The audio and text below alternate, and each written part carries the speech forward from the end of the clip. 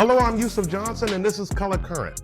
Today I'm going to talk about what really drove Donald Trump's win, all hidden under the word immigration. Immigration has been a primary focus of most Republican politicians for decades now, as every speech seems to blame immigrants for all of the social ills facing America.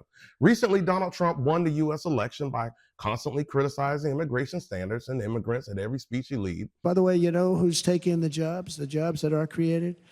107% of those jobs are taken by illegal aliens. The significance is that all of this negative talk on immigration has had a dangerous impact on America's social atmosphere. On September the 12th, a terrorist bomb threat using hateful speech aimed at the Haitian community was emailed to multiple agencies in Springfield, Ohio. Several buildings were evacuated. They declared a false alarm, and ultimately everyone was safe. But the lasting effects of this entire ordeal may threaten the safety of potentially millions of Americans going forward. Because let's be realistic. This was not a bomb threat against one isolated group of Black people, but Black people as a whole. There isn't a special "I'm Haitian" tattoo. And we all know what the dominant race in Haiti is. The incident was caused by Donald Trump and J.D. Vance, who attacked Haitian migrants by wrongly accusing them of eating pets and other animals in the Springfield community. In Springfield, they're eating the dogs, the people that came in. They're eating the cats. They're eating the pets. The wild lies triggered Trump's terrorist followers, who then directed the bomb threats at Black businesses and centers in Springfield, of course, under the guise of it being directed at Haitians. What's really important to know is that the United States has a precedence for events like this.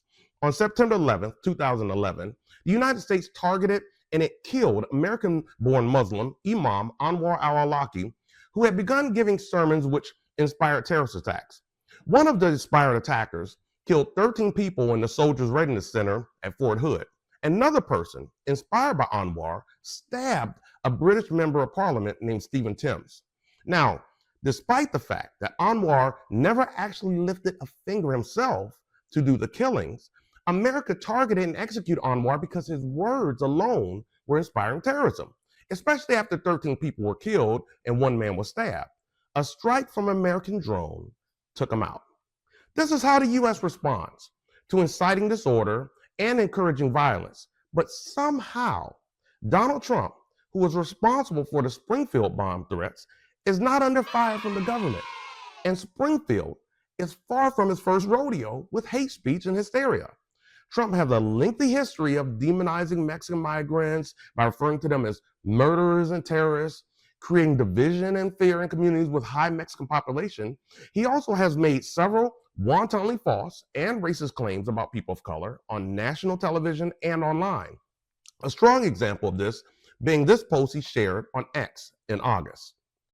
And Springfield isn't the first time his words have encouraged radical violent action from others. For example, one American terrorist, Patrick Wood Crucius, killed 23 people at a Walmart in El Paso on August 3rd, 2019, while injuring another 22. He was a Donald Trump fan, and in his manifesto, he specifically cited concern over the white race being replaced by people coming from Mexico as a motivation for his crimes.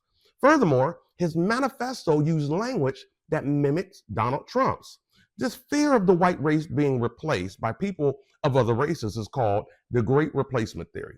It has been a factor in American politics for nearly 50 years. Let's go back to 1977, when a man named David Duke was the Grand Wizard of the Knights of the Ku Klux Klan, because he felt that the white people were going to fall victim to what he called the browning of America.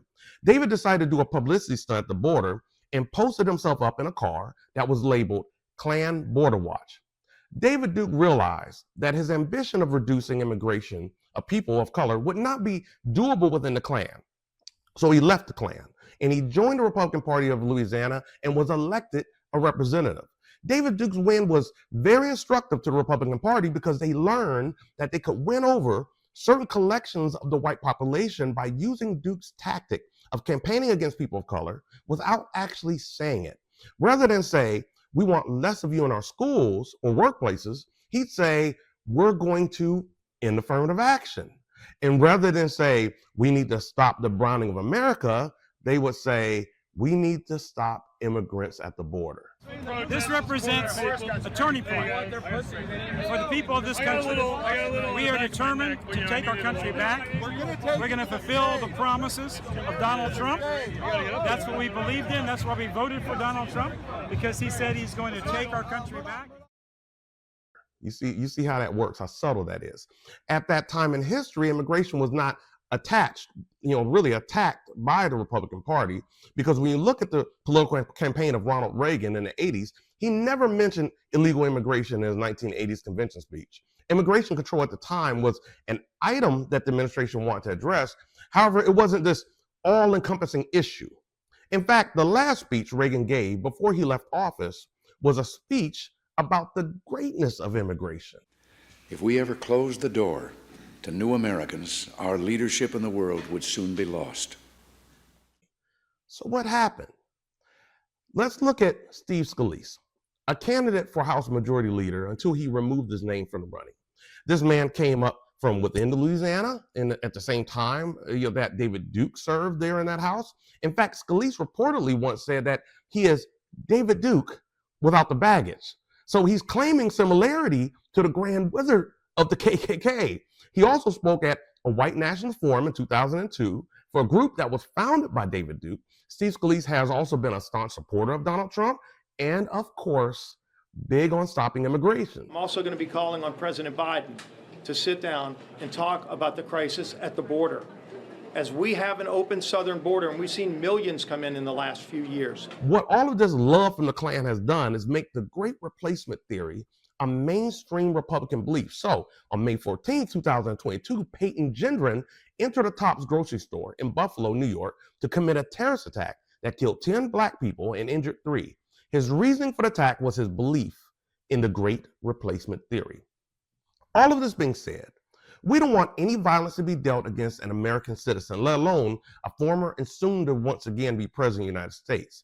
But if Anwar, who was an American-born citizen, was taken out by the U.S., not for doing anything directly, but just for inspiring terrorists, why isn't there any political or criminal liability for someone whose reckless words have inspired almost triple the amount of American deaths as Anwar? And at what point will the corporate media stop viewing Donald Trump's actions as only an attack against illegal immigrants or one ethnicity or the other, but instead tell the truth? That this is really an attack on all people of color, and the perception that our numbers may be growing too fast, aided by immigration.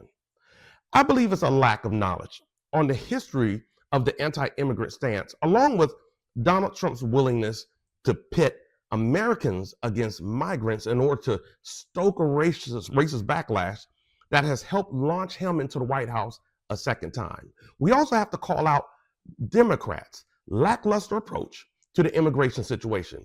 They fail to address the obvious racist intent in Republicans' weaponization of immigration, and instead, they focus on trying to act just as tough on immigration as the Republicans, rather than combat the real problem. Immigration reform is just a red herring.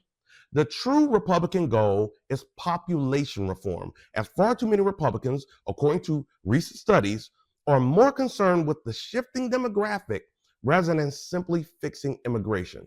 A responsible Democratic Party and corporate media would remind people that the consistent exclamations from the right regarding immigration have little to do with actually fixing immigration system that requires repair, and more to do with playing into the fears of a population that would elect leaders who attack diversity, try to eliminate equity, and dismantle inclusion, which is what the new Trump administration is promising. I want to thank you for watching my video.